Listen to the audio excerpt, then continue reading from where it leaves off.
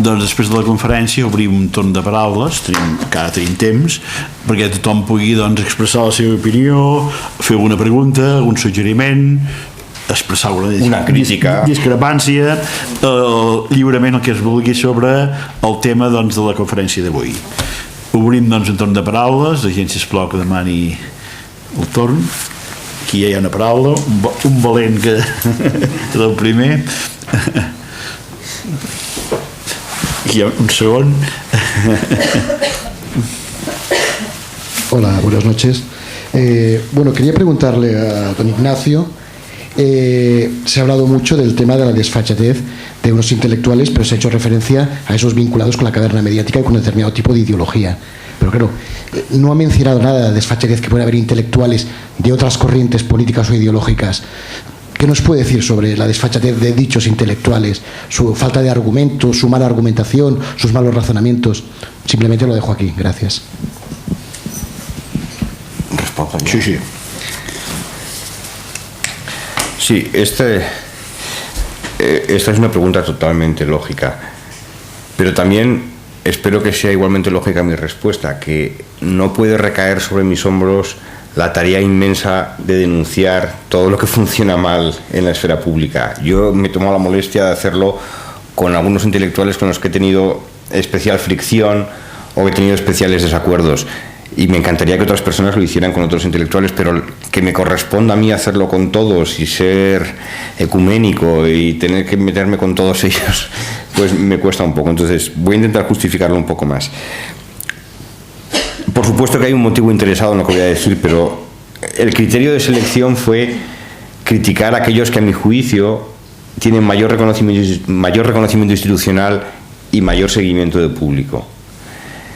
Luego quedan muchos otros, quedan centenares de otros intelectuales, pero en la medida en que son menos visibles o que tienen menos reconocimiento, no estaba seguro de cuál era el objetivo de entrar también con ellos. Aparte que hubiera vuelto, este libro habría tardado años en hacerlo, porque yo creo que en parte eso es lo que ha intentado Gregorio Morán, y a mi juicio con un éxito limitado, porque se le va de las manos, porque es un libro de casi 1000 páginas en el que salen todo tipo de personajes en planos muy diferentes, y yo eso no podía hacerlo. Entonces yo estaré encantado de que otras personas se animen a hacer esto mismo con los intelectuales a los que le tengan mayor tirria, pero yo no puedo hacerlo con todos. Es que no está en mis manos embarcarme en un proyecto de esa ambición. Me ayudaría de todas maneras si cuando alguien me pregunta esto se animara a darme nombres propios, es decir, quién me he dejado fuera que tenga la relevancia y el reconocimiento que tienen los citados. Los citados, pues es Vargas Llosa, Fernando Savater, Jon Juaristi, Javier Cercas, Javier Marías, este es Arturo Pérez Reverte.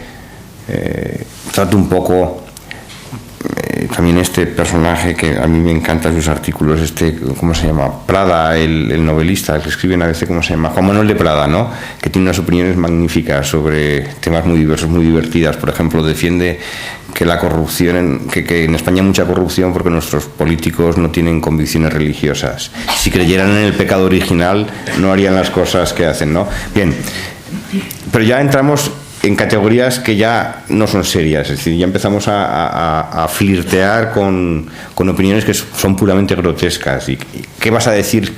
¿Cómo vas a refutar la opinión de que en España hay corrupción porque los políticos no creen en el pecado original? Eso ya no da de sí, ¿no? Entonces, yo me gustaría que te animaras y me dijeras qué intelectuales podrían ser aquellos que completaran o que continuaran la nómina de criticados que aparecen aquí en el libro. Estoy seguro que tienes nombres en la cabeza. Pues yo soy una persona muy de izquierdas, o sea, quiero hacer un poco de abogado del diablo, ¿no? Sí, entonces ¿quién debería criticar? ¿A Monedero? No podría ser. Podría ser, ¿no? Sí. Podría ser. Pero Monedero tiene realmente el reconocimiento institucional como intelectual que tiene un Félix de Azúa. No, en absoluto, ¿no? Sí, pero su falta de argumentación a veces a mejor también puede llevar a la gente hacia una confusión, porque por desgracia esas personas Seguro. tienen unos seguidores, unos adeptos, unos hooligans a veces incluso desgraciadamente, y puede llevar a, no sé, a una fragmentación de la sociedad defendiendo unos argumentos que no son del todo ciertos o de todo razonados, ¿no? Totalmente de acuerdo. Pero entonces yo creo que hace falta que alguien se ponga manos a la obra. O sea, yo no quiero disculpar a nadie, lo que pasa es que no puedo hacerlo yo todo, ¿no?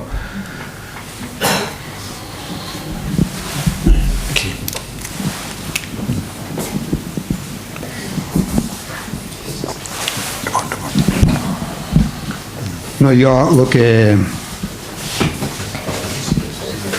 que volia plantejar és el tema de l'intel·lectual en si. Què és un intel·lectual? Perquè intel·lectuals normalment em sembla que automàticament ho identifiquem a professors d'universitat, gent que tenen aquest prestigi adquirit normalment a través de poders establerts, perquè s'han valgut de diferents coses per adquirir aquest prestigi que els caracteritza, i llavors a partir d'aquí tens aquest reconeixement, ja sigui de l'acadèmia perquè t'han donat uns títols i perquè t'han donat unes càtedres, ja sigui per altres motius, aquesta persona passa a ser un intel·lectual i per tant es pot permetre, com has dit abans, qualsevol cosa, pot dir qualsevol barbaritat perquè és paraula de Déu. Llavors jo plantejo simplement intel·lectual què vol dir? Per mi intel·lectual està molt lligat, a mi em sembla, a la independència personal per pensar. No pot ser verdadер intel·lectual un que participi directament de l'Església Catòlica, per exemple, perquè aquesta persona, el seu pensament té un límit establert, d'aquí no pot passar. I per tant, l'intel·lectual que forma part del Partit Socialista o que forma part del PP o que forma part del que sigui té uns límits de pensament que, primera, uns límits, però segona, per altre cantó, ja forma part d'un establiment que la causa que té no és de buscar la veritat, sinó la causa és de buscar el prestigi o la força d'aquest partit o d'aquesta institució. Esta es buena pregunta también, y es una pregunta difícil de responder.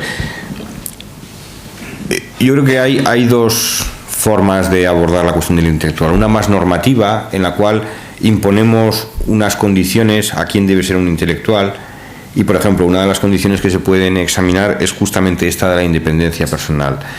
Claro, es delicado porque por ejemplo Sartre pertenecía a un partido político muy pequeño, un partido maoísta de extrema izquierda en los años 70, le quitaba independencia, y luego muchos intelectuales han considerado que el compromiso político formaba parte de sus obligaciones.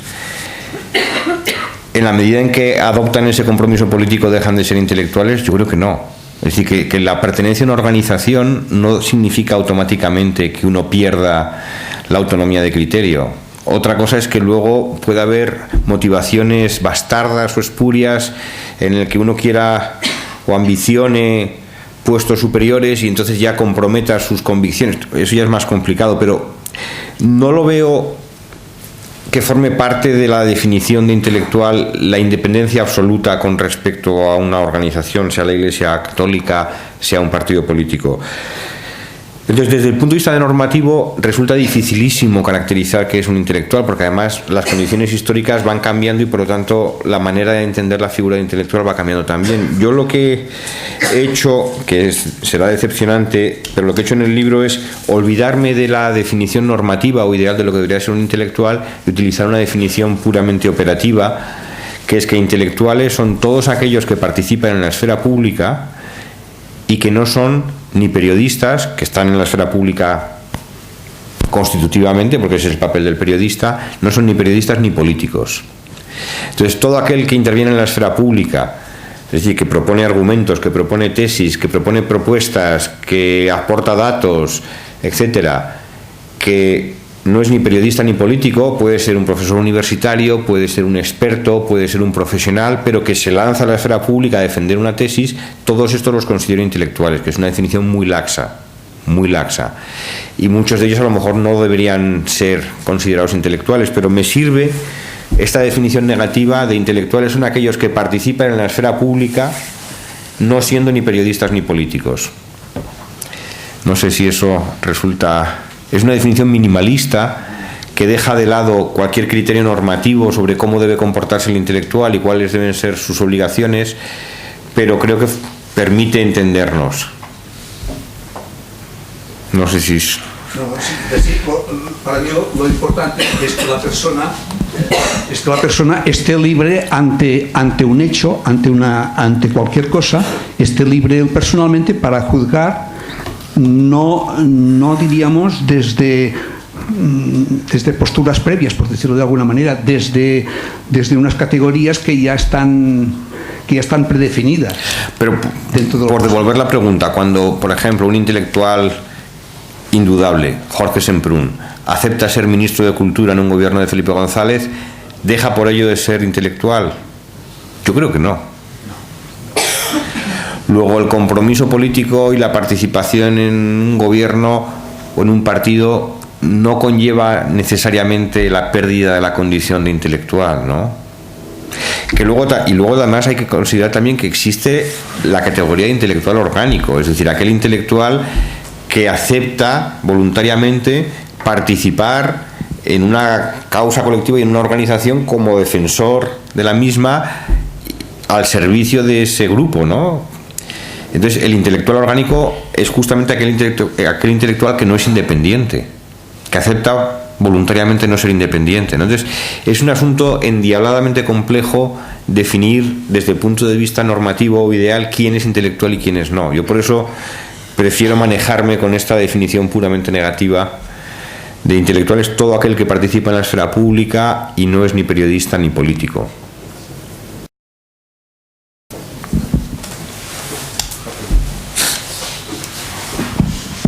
Més preguntes? Sí. Sí, dues consideracions. Una, què li mereixen a vostè, quina opinió té vostè de personatges com en Bestringen, Cottarello, fins i tot l'Iñaki Gabilondo, que han adoptat aquesta postura, diguéssim, no diré pro-catalanista, però molt crítica amb la situació actual.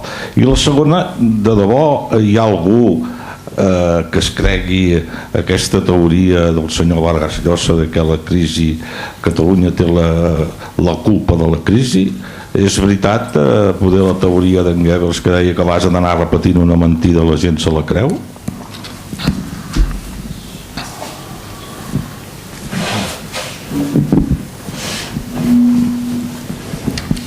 Bien, el caso de Jorge Bestringen, que lo comentábamos antes cuando veníamos para acá, Joan y yo, es muy excepcional, porque como antes he señalado, la evolución política del 99% de los intelectuales es partir de posiciones muy radicales en su juventud y luego ir avanzando hacia posiciones cada vez más moderadas, cuando no derechistas.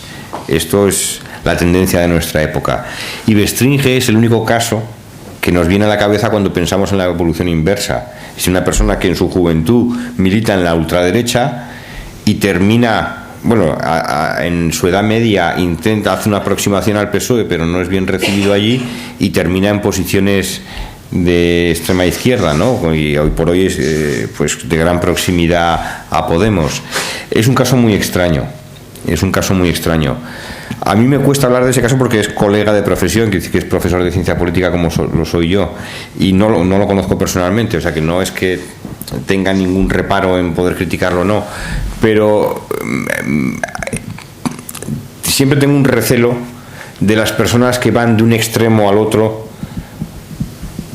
y creo que hay un elemento de frivolidad en esos virajes tan pronunciados. O sea, yo entiendo que una persona que fuera comunista en su juventud acabe siendo socialdemócrata, o incluso que acabe siendo quizá liberal, pero que un ultraderechista acabe en la ultraizquierda, pues esto es raro. O pondré otros ejemplos. Gabriel Albiac, uno de los marxistas ortodoxos en España, que se formó en París con Althusser y que defendía posiciones próximas a Toni Negri en los años 70, y que acaba en la COPE haciendo entrevistas con Monseñor Cañizares y diciendo que Israel es el único orden civilizado. Y esto son aberraciones intelectuales. O el caso de una persona que tuve el privilegio de tratar y que estudié a fondo, como era la figura de Gustavo Bueno, recientemente fallecido. Gustavo Bueno fue un comunista prosoviético que intentó adaptar las categorías del materialismo dialéctico a su propio sistema filosófico y que acabó en Danaes, la Fundación para la Defensa de la Nación Española, diciendo que la única manera de resolver el problema vasco es mandar los tanques y que el problema es que tenemos unos políticos que son unos blandos y que no se atreven a mandar los tanques, pero que esto se arregla con tanques. O que el problema de los etarras, de la vuelta, vamos, ¿cómo es esto de la llevarlos a casa, quiere decir que estén en prisiones del País Vasco, que esto lo arreglaba, que esto no es un problema, que él iría con sus propias manos y los estrangularía y los mataría y no haría falta reubicarlos en cárceles del País Vasco, ¿no? Entonces, este tipo de evoluciones furiosas a mí me resultan incomprensibles y me hacen sospechar que en el fondo nunca tuvieron fundamento ni para defender una cosa ni la contraria, y que por lo tanto se viven en un mundo de frivolidad en el cual pueden cambiar pendularmente, ¿no? En el caso de las posturas de estos intelectuales sobre Cataluña, yo tengo una posición, creo que muy abierta en la cuestión catalana, y a mí me ha costado muchos disgustos eso en Madrid, porque llevo defendiendo la necesidad de que se haga un referéndum en el País Vasco desde el año 2001, y en Cataluña pues poco después empecé a escribir sobre esto, es decir, mucho antes de que empezara el procés famoso, ¿no? Pero tengo mis reparos también, o sea, creo que el referéndum es un instrumento adecuado para resolver un conflicto que está enquistado, pero yo no tengo simpatía ninguna por las posiciones independentistas, ni soy enemigo de España ni nada por el estilo, pero a veces en los posicionamientos de gente como Ramón Cottarello, por el que tengo mucho aprecio y admiración, a veces veo que también hay una especie de evolución pendular muy exagerada, y a mí me extraña a veces ver a Cottarello en posiciones tan extremas en la cuestión catalana, que parece más independentista que muchos independentistas, ¿no? Entonces yo creo que es necesario tender puentes y establecer vías de diálogo y vías de entendimiento. Y a mi juicio creo que sería necesario que en algún momento se pacte entre los poderes la celebración de un referéndum en Cataluña. Estoy dispuesto a admitir muchas cosas, pero yo no me llegaría al extremo de adoptar posiciones independentistas no siendo yo mismo catalán. Me parecería una cosa un poco extraña, y Cottarello a veces parece que está deseando que se produzca la ruptura en el sentido de decir que se fastidie España por burra y por cerril. Bueno, esto a mí ya me parecen posiciones que son extremas, o sea que yo no las comparto, y creo que no hace falta llegar tan lejos, ¿no? Que uno puede calibrar un poco las cosas y defender tesis un poco más razonables. Pero vamos, dicho esto, yo tengo mucha simpatía por Cottarello, lo leo casi a diario porque escribe sin parar en su blog y me influye y pienso las cosas que dice y le tengo respeto, claro. Y el tema de Sí, esto es increíble. Si la segunda cuestión era cómo es posible que esta tesis de que la crisis económica se deba al nacionalismo esté por ahí circulando, ¿no? Porque es una cosa tan absurda que cómo puede estar circulando. Y claro, hay que pensar que el libro de Antonio Muñoz Molina, Todo lo que era sólido, en el que se desarrolla esta idea, es un libro que yo no sé cuánta gente aquí en la sala lo habrá leído, pero es un libro que obtuvo el elogio unánime de los medios de comunicación, tanto de derechas como de izquierdas. Es decir, no hubo nadie que hiciera una apreciación crítica del libro, nadie, absolutamente nadie. Se podía leer reseñas extremadamente positivas en Revista de Libros, en El País, en El Confidencial, en todas partes, absolutamente en todas partes. Y es un libro que está maravillosamente escrito, que es casi que te intoxica por la prosa que tiene, pero que si haces una segunda lectura desligándote un poco de las buenas artes literarias de Muñoz Molina y examinas fríamente las tesis que defiende, y dices, pero bueno, ¿qué ha pasado en España para que este libro haya recibido una catarata de elogios y no haya despertado ni una sola crítica, ¿no? Entonces, el libro tiene muchos problemas. Yo le dedico en la desfachatez intelectual bastantes páginas, porque creo que se equivoca en muchos asuntos, pero esta de que el nacionalismo sea la base de todos nuestros problemas, a mí me parece incomprensible, y dice mucho de cómo se ha podrido el debate sobre el nacionalismo en España, que un autor defiende una tesis tan extrema y nadie llame la atención sobre ello. Es que nadie ha llamado la atención sobre ello. Entonces Muñoz Molina no ha respondido a las críticas que hago en el libro, y me parece muy bien que no se rebaje, pero ha salido como un apóstol suyo, un defensor, que es José Antonio Zarzalejos, que me ha dado la vara con unas columnas en El Confidencial, atacándome en lo personal, inventándose cosas sobre mi biografía que son falsas, y se lo he dicho y no ha querido rectificar, y diciendo que el problema mío es que yo no tengo, y hay que ser cursi para utilizar esta expresión, rango referencial. Rango referencial significa que yo soy un desgraciado y que Muñoz Molina es un genio de la literatura, y que por lo tanto, ¿cómo se me ocurre a mí poder criticar nada de su libro, ¿no? Entonces está ahí este hombre Zarzalejos actuando como defensor de la tesis de Muñoz Molina, pero verdaderamente es que no sé a dónde va la cosa. Es que no sé a dónde va la cosa, y Zarzalejos está en lo mismo, que ha escrito un libro sobre la situación política que es para hablar aparte. Yo no lo metí porque, como es periodista, no lo considero una nómina de intelectuales, por el criterio que decía antes, pero vamos, con el título que tiene ya, el título del libro es España no es país para imputados o algo así. Ya. Y entonces mezcla todo esto de la crisis económica, la crisis nacionalista, la crisis de la monarquía, y hace ahí un totum revolutum que a mí se me hace indigesto. Pero para mí es revelador que en España no haya surgido ningún debate sobre una tesis tan atrabiliaria de cómo la cuestión nacionalista ciega a unos y a otros. Es que realmente provoca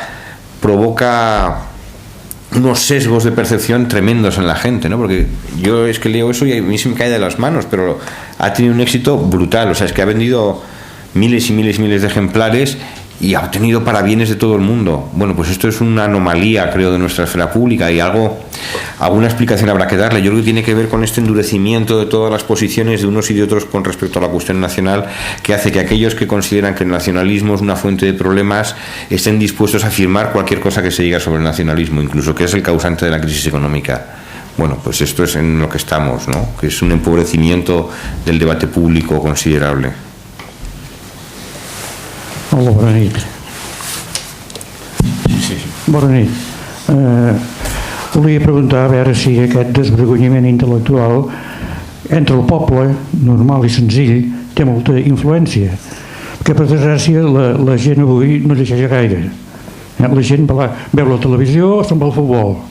I aquests intel·lectuals tenen influència a Espanya, no vull dir l'estat espanyol, entre tota la gent del poble que miren la tele, van a futbol, i quan juga al Barça el xiulen a Pamplona o a Valladolid, i si juga en Piqué encara el xiulen més, no perquè va fer una cosa contra el Madrid, sinó perquè va anar a votar aquí per la independència, que va anar aquí amb el seu fill a aquelles trobades del 11 de setembre.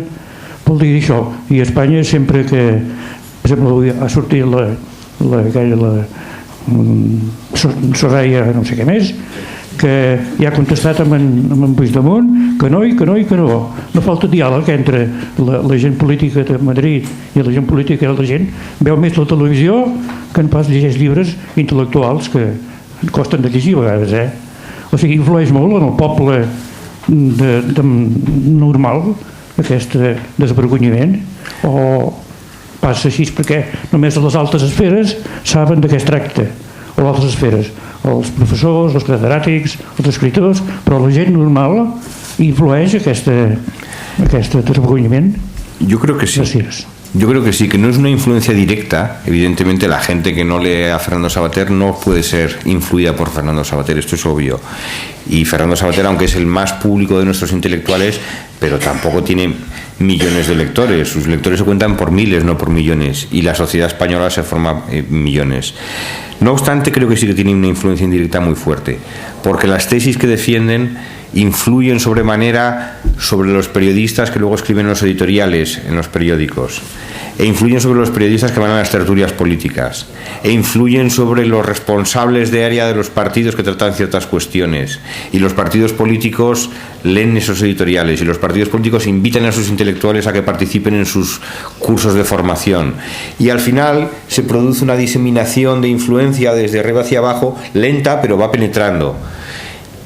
Y solo así se explica que se permitan ciertos excesos. Voy a contar otro que, claro, este se nos olvida, este no lo metí en el libro, pero yo no sé si se recuerda aquí, cuando fue el atentado del 11 de marzo de 2004, yo mismo metí la pata, o sea que yo me siento muy mal, porque yo entonces colaboraba con el diario El País, y a la 1 de la tarde llamé al diario El País y pregunté, bueno, ¿ha sido ETA o no ha sido ETA?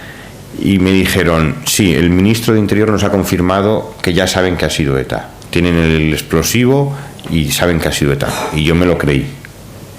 A partir de ahí aprendí que nunca tengo que creerme lo que me digan de ciertas instancias, ¿no? Y escribí un artículo a las 2 horas que mandé y salió publicado al día siguiente entre los centenares de artículos que salieron diciendo que había sido ETA y tal y cual, y que esto era el final de ETA porque nadie lo iba a aceptar. Y bueno, Antonio Muñoz Molina, ¿qué es lo que escribió al día siguiente? No sé si alguien recuerda aquel artículo. Antonio Muñoz Molina escribió un artículo diciendo: ahora que los nacionalistas pidan perdón, esto no habría pasado en España si no hubiera partidos nacionalistas. Esa fue la reacción de Antonio Muñoz Molina. El hecho de que eso pasara desapercibido, a mí es que me resulta monstruoso.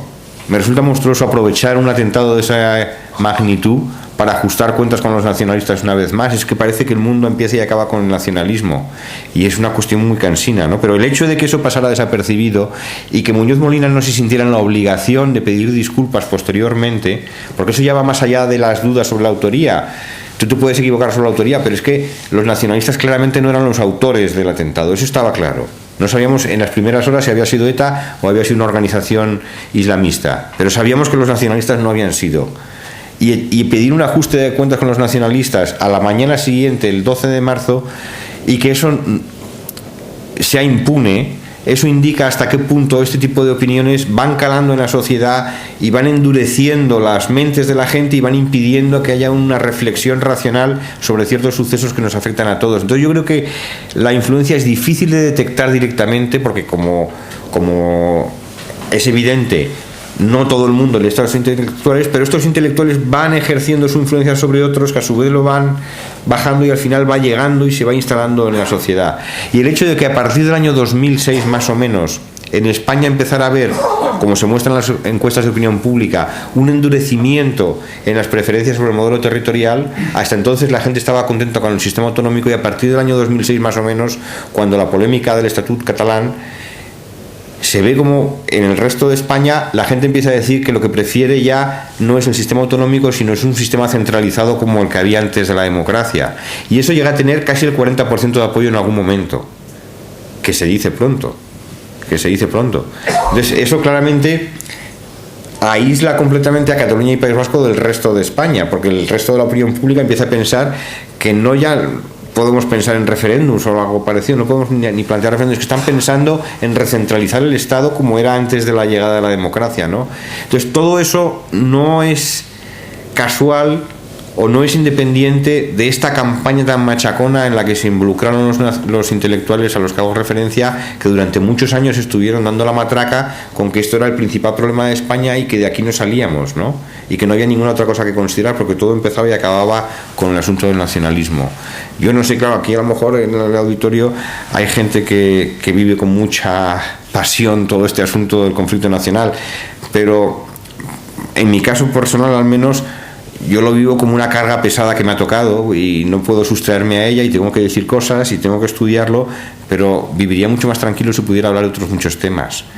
Pero bueno, las circunstancias son las que son. Lo que no entiendo es esta obsesión en la que ya no hablas de ningún otro asunto cuando tampoco te va tanto en ello, porque estos intelectuales, oye, viven muy bien, tranquilamente con sus trabajos, sus publicaciones, etcétera.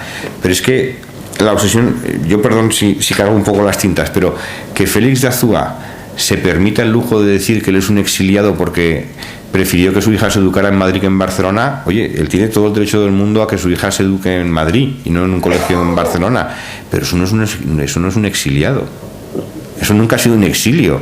En España tenemos unas experiencias traumáticas, completamente traumáticas de exilio, como para no jugar con el término, ¿no? Entonces, ¿a qué grado de frivolidad tenemos que llegar para que un intelectual diga que porque se ha mudado a Madrid para que su hija estudie en un colegio de no sé qué, que él es un exiliado? Pero ¿cómo puede decir que es un exiliado? Entonces, esto es muy revelador del clima de opinión que han contribuido a crear, donde se considera que venirte de Barcelona a Madrid es un exilio político. ¿Pero cómo va a ser un exilio político? Pero si cada uno puede estudiar donde quiere y cada uno puede vivir donde quiera en España, ¿no? No hay ningún tipo de restricción de ningún género. ¿Cómo va a ser un exilio, no? Pero eso es una anécdota muy reveladora de hasta qué punto han contribuido a impedir que haya un debate racional sobre la cuestión. Y a mí esto me parece que ha tenido unas consecuencias enormes sobre nuestro sistema político, como se ha manifestado en estos últimos años. Buenas tardes. Señor Sánchez, en primer lugar agradecerle su muy bien razonada narración. Por mi parte la he encontrado amena e interesante, y quería hacerle un pequeño inciso, si me lo permite, que es sobre estos intelectuales de los que usted ha hablado, y con usted coincido en la idea de que en principio son intelectuales que están abusando de su intelectualidad, sobre todo poniéndose en camisa de 11 varas en lo que son temas nacionalistas.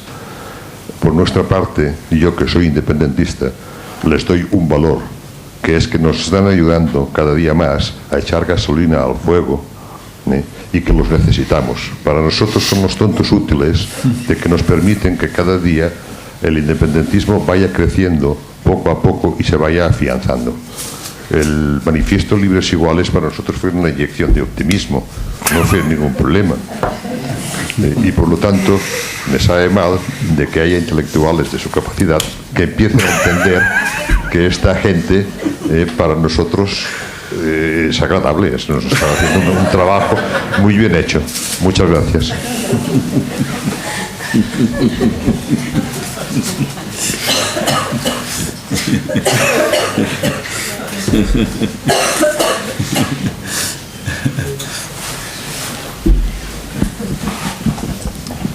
Hola, bona nit. Sí, està. Val.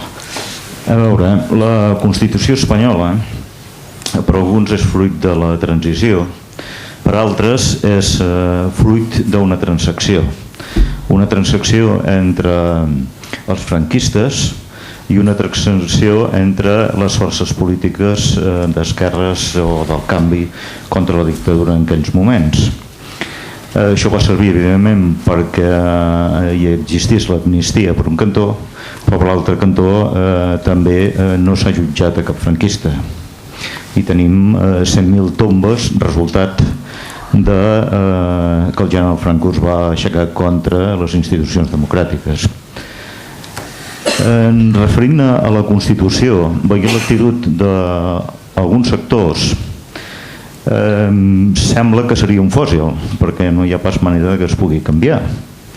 Altres sectors, amb diferència de criteris, la voldrien canviar. Estem encara a la transició, perquè si no estem encara a la transició, el lògic seria que una Constitució que és transitòria hi poguessin haver-hi canvis.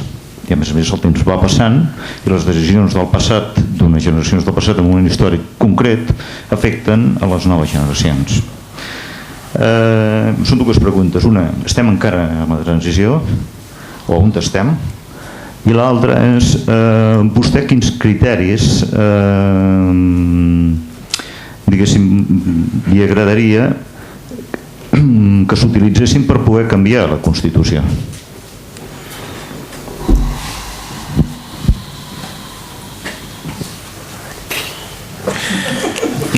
Es una pregunta complicada y no quiero resultar pedante, pero escribí un libro teórico sobre este asunto que se llama Más democracia, menos liberalismo, en el que intento argumentar por qué deberían tener menos poder tanto las propias constituciones como los tribunales constitucionales, porque restringen demasiado el ámbito de decisión de los gobiernos representativos. Eso en la teoría. Ahora, ¿cómo lo traducimos eso al caso español?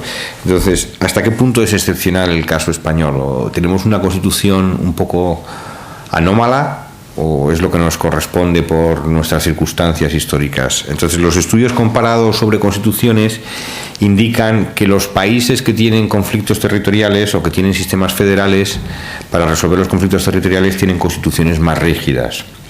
Y de hecho la constitución más rígida del mundo es la norteamericana. Y por eso apenas ha tenido reformas en varios siglos, salvo algunas enmiendas muy puntuales, ¿no? Pero es prácticamente imposible de modificar la Constitución norteamericana, es muy difícil. La Constitución española es muy difícil, es de las más rígidas que hay en el mundo, pero cuando se estudia en términos comparados, tiene el grado de rigidez que le corresponde a un país con divisiones territoriales importantes.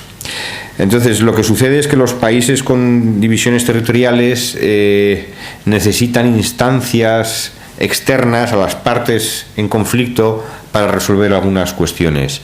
Y de ahí que se diseñen tribunales constitucionales tan poderosos, no solo la Constitución, sino también tribunales constitucionales con mucho poder de actuación, ¿no?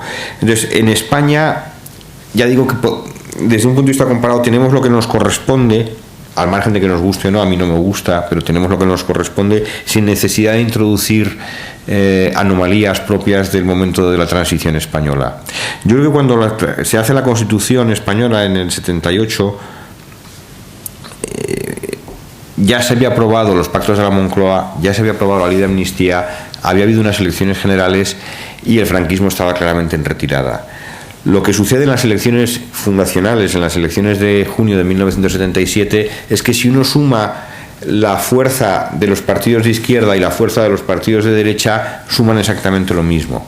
Es decir, excluyendo por un momento a los partidos nacionalistas, el bloque de derechas está formado por un 43-44% del voto, es decir, UCD más Alianza Popular, y el voto de izquierdas, PSOE más Partido Comunista de España, tenía prácticamente el mismo porcentaje de votos. Entonces nos encontramos con un parlamento dividido por la mitad, con una ventaja para la derecha, que es que en el 77, cuando sale elegido, cuando se producen las elecciones, el gobierno no es investido por el parlamento.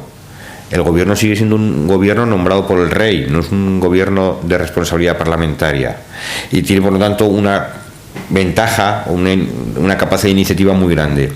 Y al principio intenta utilizar esa ventaja impidiendo que la Constitución se elabore en el Parlamento. Es decir, el primer plan del gobierno de Suárez es que la Constitución haga un grupo de expertos y una vez ya configurada se someta a ratificación en el Parlamento. La izquierda consigue resistir ese primer intento. Hay muchos otros casos donde la Constitución la elabora una comisión de expertos y no el Parlamento. En España finalmente la hizo el Parlamento. Y cuando lo hace el Parlamento, al principio se produce durante la primera mitad, los 6 primeros meses, una especie de alianza no reconocida entre la UCD y Alianza Popular, en la cual van aprobando ellos, tienen mayoría en la Comisión Constitucional, van aprobando el texto constitucional que ellos quieren. Y hay un punto en que en el PSOE dicen esto no puede seguir así, porque esto no va a ser nuestra Constitución, va a ser la Constitución de la derecha, y se produce un amago de ruptura. Y entonces es cuando se produce el pacto entre Pérez de Llorca y Alfonso Guerra y se llega a un consenso para hacer una Constitución que refleje tanto el poder representativo o legislativo de la izquierda como el poder legislativo de la derecha. Y yo creo que la Constitución que sale, con servidumbres clarísimas hacia la derecha, pero también tiene muchas concesiones de la derecha a la izquierda. Y desde el punto de vista comparado, insisto, no me parece que es una Constitución especialmente sesgada. Me parece que es una Constitución que refleja lo que fue el equilibrio de fuerzas en el año 78, en el cual sí, el ejército seguía imponiendo una amenaza importante, pero fue una Constitución que no creo que hubiera sido muy distinta si la transición se hubiera conducido de otra manera. Entonces, es una Constitución rígida, como corresponde a países de estructura más o menos federal, en el caso de España semifederal, que impide el cambio constitucional claramente, porque si quisiéramos cambiar algo de verdad se necesitarían estas mayorías de 2/3, disolución del Parlamento, ratificación en referéndum, nuevas elecciones más nueva mayoría de 2/3, y eso es prácticamente imposible de que se produzca, pero no es tan distinta a otras constituciones federales. Entonces yo no tengo una opinión particularmente negativa del texto constitucional. Hi ha dues preguntes o no? Bueno, sí,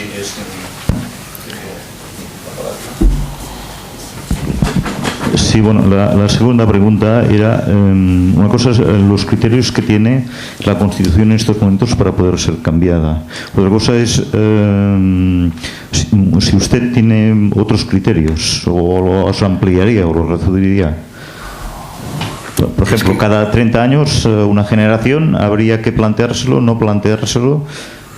Ya, es que eso es lo que decía Jefferson. Vamos a ver, yo en este libro que mencionaba antes, Más democracia, menos liberalismo, defendí la tesis de que las democracias sólidas, las democracias robustas, seguras de sí mismas, deberían tener constituciones muy pequeñas, constituciones que garantizaran unos derechos, definieran unas reglas institucionales y especificaran un procedimiento de cambio, y nada más. y nada más. Y que el procedimiento de cambio fuera un poco más difícil que una mayoría absoluta, pero no mucho más difícil que eso. Por desgracia, estoy en una posición muy minoritaria. Yo no sé si habrá constitucionalistas aquí en la sala, pero lo que digo suena a heterodoxia total. Es decir, yo creo que las constituciones son un freno muy importante al desarrollo político de las democracias representativas y creo que son un lastre y que habría que intentar reducirlas a su mínima expresión y sobre todo habría que intentar que la última palabra en conflicto constitucional la tuviera los poderes representativos y no el Tribunal Constitucional. Yo creo que el Tribunal Constitucional está muy bien que tengamos un Tribunal Constitucional que emita su opinión, su dictamen, pero luego ese dictamen lo tiene que procesar una Cámara Legislativa, una Cámara Representativa y dar su última palabra, porque al fin y al cabo lo que importa es los representantes de la ciudadanía y no unos catedráticos en Derecho Constitucional que son los miembros del Tribunal Constitucional. Entonces a mí me parece, desde el punto de vista democrático, aberrante que la última palabra sobre la constitucionalidad de una ley recaiga en un comité de expertos y no en un órgano de representación popular. Pero esto lo digo como brindis al sol porque sé que no tiene ninguna posibilidad de prosperar, ¿no? Hay otras medidas que sí tienen ciertas posibilidades sencillas y que los juristas no les gusta discutirlas mucho. Por ejemplo, como es inviable pasar a un sistema más flexible de constitución, lo que sí podríamos hacer es dificultar que el Tribunal Constitucional anduviera limitando las decisiones del poder representativo. ¿Cómo? Exigiendo una mayoría cualificada dentro del Tribunal Constitucional, porque claro, la Constitución y el Tribunal Constitucional nos impone mayorías supercualificadas para cambiar la Constitución, pero los miembros del Tribunal Constitucional deciden por mayoría simple. Y así es lo que sucedió con el famoso caso del Estatut catalán, que a base de triquiñuelas jurídicas para recusar a unos y a otros, y luego se muere uno, y al final se desvirtúa la composición del Tribunal Constitucional. ¿Por qué? Porque lo que importaba era tener una mayoría simple. Y eso es muy fácil de conseguir. Si hubiera una mayoría muy cualificada, es decir, si por ejemplo para declarar la inconstitucionalidad de una ley hicieran falta 2/3 de los magistrados del Constitucional, sería mucho más difícil que el Tribunal Constitucional fuera contra una decisión del Legislativo, porque tendrían que ponerse de acuerdo los magistrados nombrados por el PP y por el PSOE.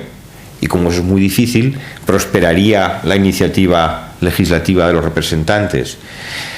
Yo creo que eso sería una medida mínima, esa sí que es factible, porque además eso se cambia por ley orgánica, solo hace falta una mayoría absoluta en las cámaras, y restringiría muchísimo el poder de lectura del Tribunal Constitucional, pero eso nadie lo defiende en España en estos momentos.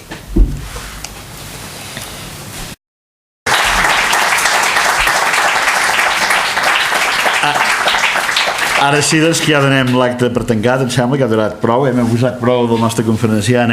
Recordar, abans de tancar, doncs, que el Fòrum de Debats, com he dit al principi, portem 26 anys ja fent tot tipus d'activitats, bàsicament conferències i tertúlies, que si hi ha gent que encara no rep informació, doncs poden anar aquests fulls que hi ha, o aquells díptics que hi ha a l'entrada, i demanar informació, o bé associar-se, fer-se socis de la nostra entitat, la qual cosa doncs permetrà que puguem fer més coses i en garantirà la independència de qualsevol poder o grup de pressió, com deia al principi també. Dit això, dir que el proper acte serà el dia 14 d'octubre, d'aquí 15 dies, d'aquí 2 setmanes justes, sempre són divendres, que es titularà, serà una conferència que portarà per títol Salut mental i gènere, reptes per al segle XXI. És una conferència que anirà a càrrec de la doctora Judit Usall, psiquiatra del Parc Sanitari Sant Joan de Déu, és qui impartirà aquesta conferència i és un acte, una conferència que fem en col·laboració ja des de fa anys al Fòrum de Debats amb la Fundació Centre Mèdic Psicopedagògic d'Osona, que fa pocs dies que ha canviat de nom i que es diu ara Osona Ment, i ho fem amb motiu del Dia Mundial de la Salut Mental. Tindrà lloc en aquesta mateixa sala a les 8 del vespre. Com és lògic, tothom hi està convidat. Dit això, doncs, ja només en queda, ja només en resta agrair la presència de tothom avui aquí, la col·laboració, la participació molt intensa en el debat també, i com és lògic, molt especialment del professor Ignacio Sánchez Cuenca per la seva magnífica intervenció. Moltes gràcies. Gracias.